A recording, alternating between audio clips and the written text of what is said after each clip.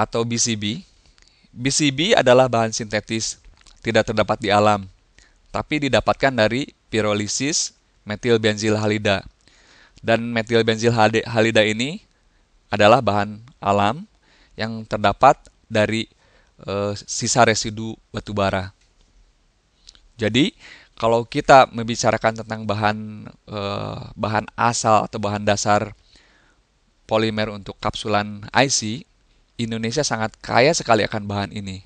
Karena seperti adik-adik ketahui, Indonesia sangat kaya sekali dengan batu bara. Kita akan sedikit melihat proses pemanasan atau pengerasan yang terjadi pada kapsul IC. Proses ini harus melalui temperatur kerja yang dinamakan temperatur gelas atau temperatur transisi gelas. Grafik ini menunjukkan hubungan kekakuan terhadap temperatur. Jadi, ketika temperatur itu dinaikkan, si molekul ini atau si senyawa ini akan melewati sebuah titik yang kekakuannya tidak akan kembali lagi atau dinamakan thermosetting. Biasanya temperatur gelas untuk senyawa molding atau kapsulan IC sekitar 175 derajat Celcius sampai 180 derajat Celcius. Saya harap ada beberapa adik-adik yang menyenangi kimia organik. Ini mungkin adalah skema dari bahan polimer thermosetting. Kita kenal dengan istilah polimer cross-linking polimer, atau secara bebas diterjemahkan dalam bahasa Indonesia adalah lintas jejaring polimer. Jadi apa yang terjadi setelah proses kapsulasi itu? Jadi terjadi proses jaringan lintas antar polimer. Jadi bisa ada dibayangkan dua rantai polimer itu saling bersambung gitu, menjadikan bahan polimer atau rantai yang sangat kokoh sekali. Kita lihat juga di sini contoh sebuah mesin molding. Jenis mesin molding ini biasanya adalah jenis mesin hidrolik dan memiliki cetakan atas dan bawah dan memiliki kontrol temperatur. Untuk jenis aliran molding ini itu diharapkan berbentuk laminar. Mungkin adik-adik tertarik dengan beberapa jenis aliran. Di sini ada dua jenis aliran dalam fluida. Pertama adalah turbulen, yang kedua adalah laminar. Jadi turbulen yang seperti kita lihat di sini di layar, itu aliran tidak menentu.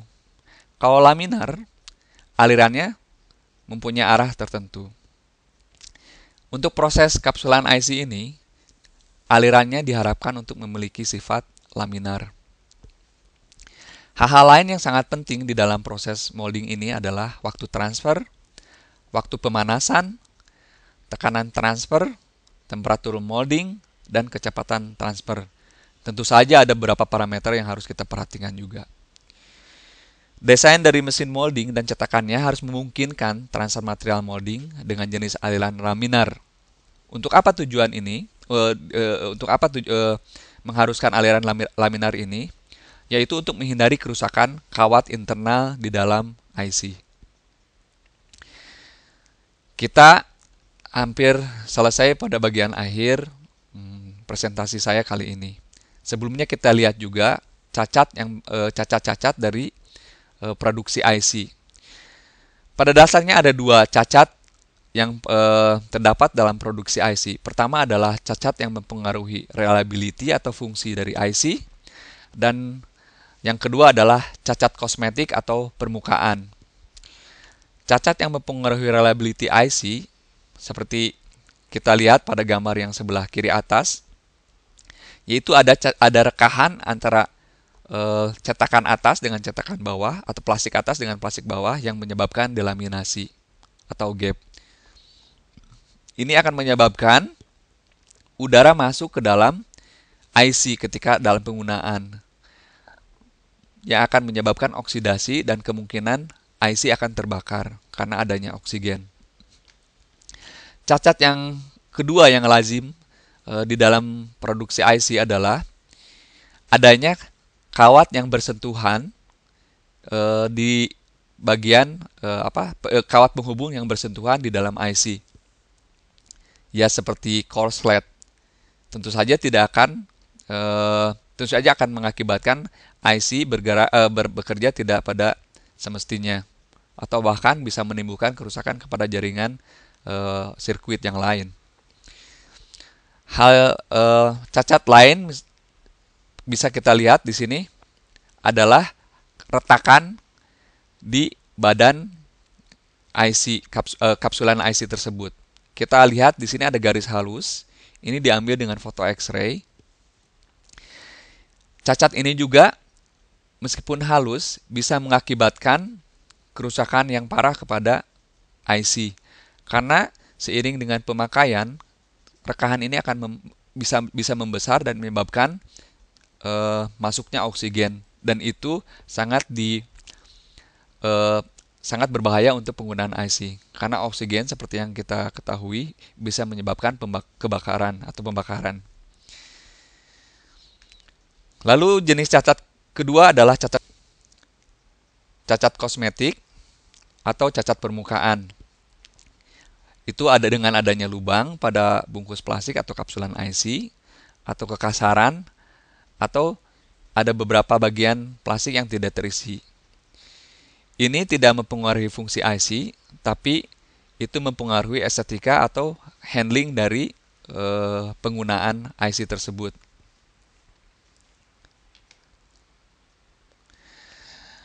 Hal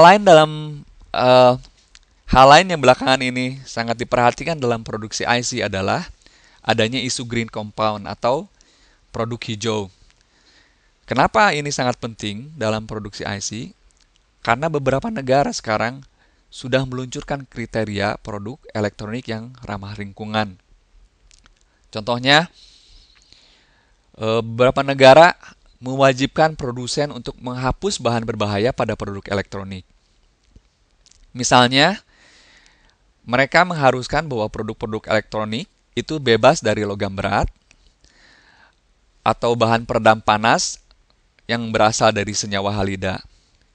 Contoh dari logam berat misalnya timbal atau plumbum dengan lambang senyawa Pb, raksa, kadmium, dan lain sebagainya.